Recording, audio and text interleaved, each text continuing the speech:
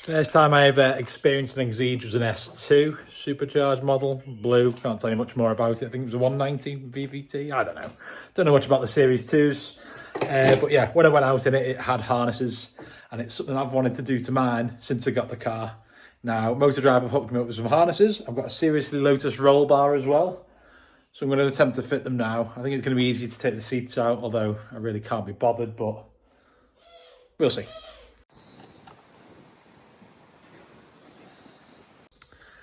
I think it's going to be the perfect opportunity to take the seats out anyway, to be honest. There's something stuck under there, a pair of sunglasses or something. So I'm going to take the roof off, and then we'll whip the seats out, and then it should make life much easier rather than struggling trying to squeeze it behind the carbon seats and scratching them and stuff as well. So harnesses are obviously going to come through the holes in the seats already. They are designed for it. And the lap belts will go one there and one there. I didn't buy the fitting kit. I just figured I'd have some washers knocking around. So let's get the roof off. Let's get the seats out.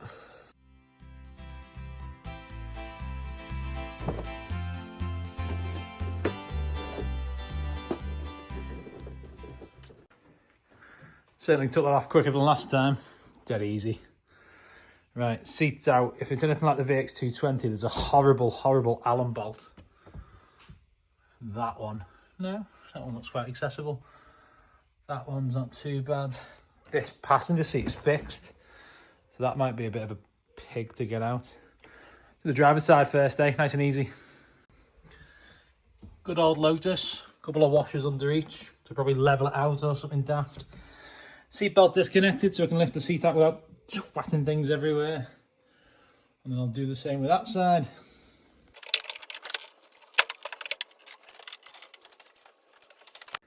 Those seats weigh seriously nothing. Obviously being conscious not to scratch the carbon on the back of them, but it seems such a shame they're hidden. They are beautiful, beautiful seats. Not quite as nice as Motordrive, but anyhow. So yeah, washers that side. Seatbelt warning light thingy there, which I'm going to bridge the wires of, because then I won't get any warnings. Good old Lotus washer there. Quite a few washers there as well. Give it a clean while the seat's out.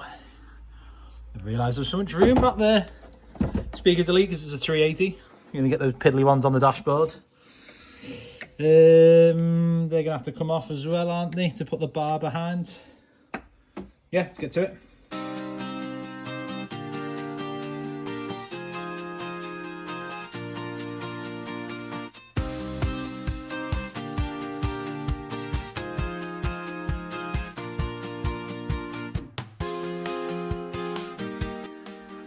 Makeshift tools to get the job done. Allen bolt and a set of them things just to turn the front left bolt because you can't get to it, it's just not accessible. And then this contraption to get to the back left one. 8mm on a little woofy, whatever they're called. And a big old extension and an impact driver. Straight out.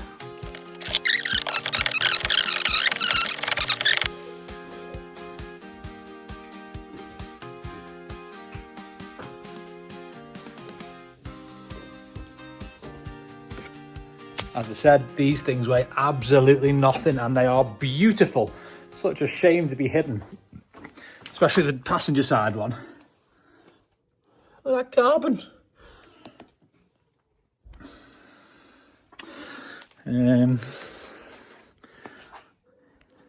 Yeah. I'll faff around where these are going to go now, don't I? I have to makeshift my own little fitting kit rather than paying 60 quid from Seriously Lotus for one. Seemed quite excessive for a couple of spaces and bits, but I'm sure I'm about to find out why I should have bought it. There we go.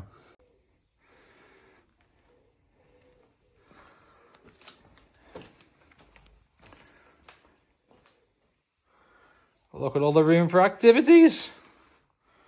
Give it a clean while I'm here. Right, get this unboxed properly now.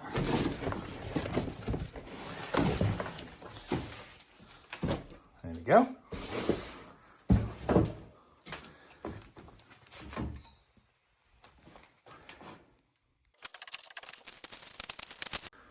Ooh. Try not to lose these. The VX220 was missing one and they cost £1 million to replace. 17mm, what are the chances? Would happen to be the one on the bloody side over there, wouldn't it?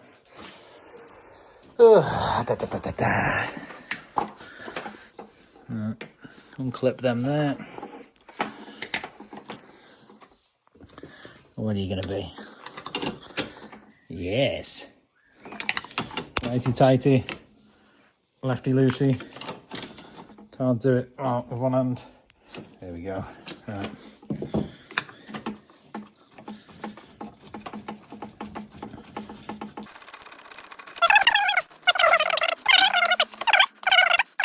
And guess what? More spaces. 2 on this side. In fact, 2 on both sides. I'm going to give that window a clean while I'm here as well. Probably replace that bulb because that is absolutely pathetic. It doesn't illuminate a single thing. I don't know if it's aftermarket. It's probably going to be a stupid bulb size as well now in Lotus, isn't it? So.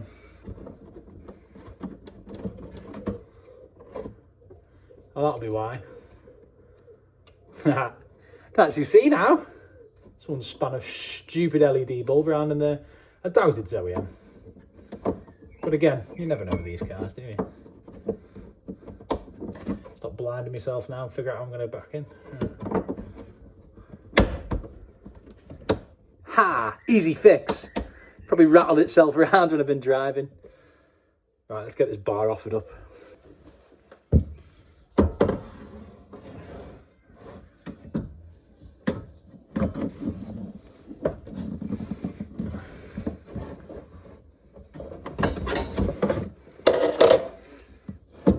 There's one that lines up perfectly. Don't want to trim any of the plastics, and it did promise I didn't have to do any of that, so I think if I start to wind that one in, line that one through, and we're beautiful, won't we? This is where I need my beautiful assistant, Stephen.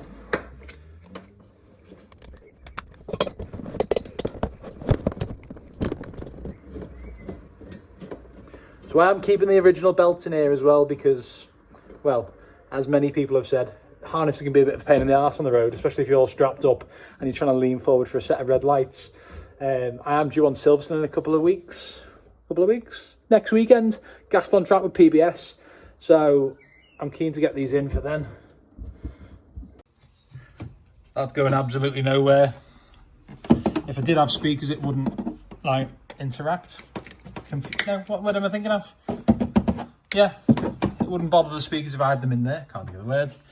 It fits perfectly down there. That's going absolutely nowhere. They're bolted back in with the OEM washers, both sides.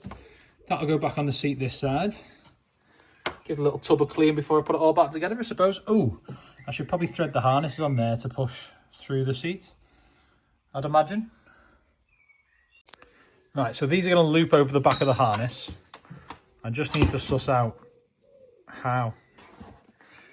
Let's have a look. Under the 3-bar slide and then back over.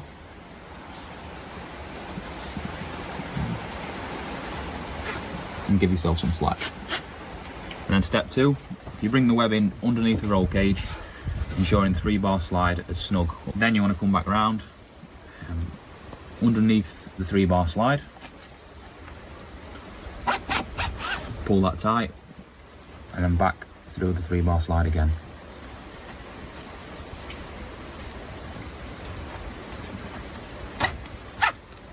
Ensure that's snug and so the 3-bar's sat nice and tight. And then step 3 is the most important part of wrapping it around the roll cage.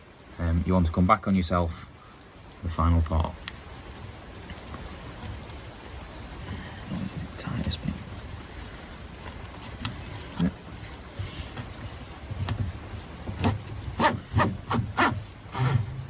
Pull that nice and tight, and you must leave yourself at least 10 centimetres of a tail. And the reason for needing at least 10 centimetres of webbing is in the case of an accident, there could be slippage or elongation in the webbing. So it's very important that you leave at least 10 centimetres there. Step 4 is to coil the webbing up nice and tight. So you want to begin by coiling from underneath the webbing and making a nice tight loop.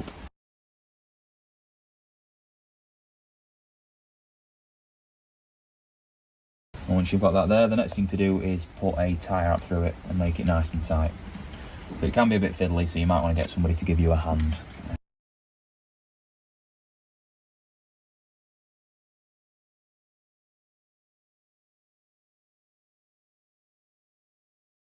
and you can cut the excess tie up off there.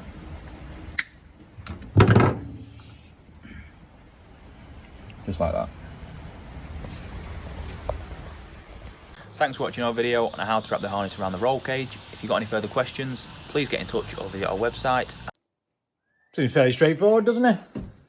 Let's do that now.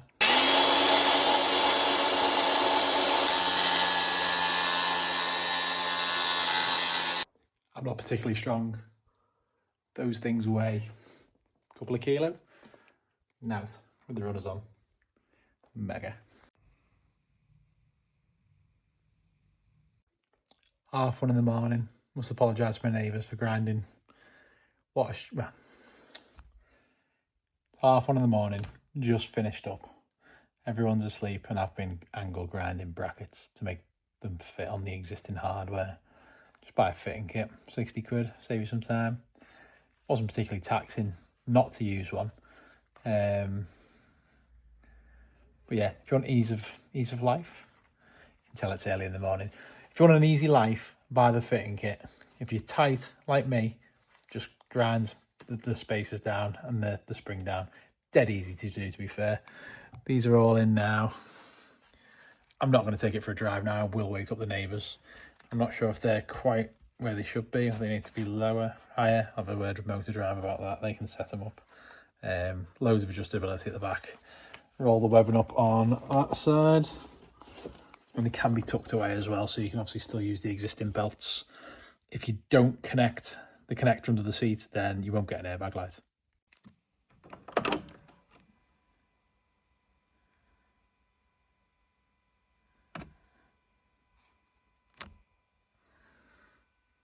So I'm obviously not plugged in there, and that's gone off. So I think I've done that right. You don't have to twist the wires together, literally unplug the connector. And the same if you've got a belt and you just don't want the belt warning light on there to nip around with, or have it flashing or beeping and stuff. Just disconnect it, dead easy. 2 little bullet connectors. What amazes me is the level of hand-builtness of this car. There's stickers everywhere, like the seats, hand-moulded. I'm pressing the throttle pedal and I can hear the throttle. Again, it's that early in the morning now. I should go to bed, really.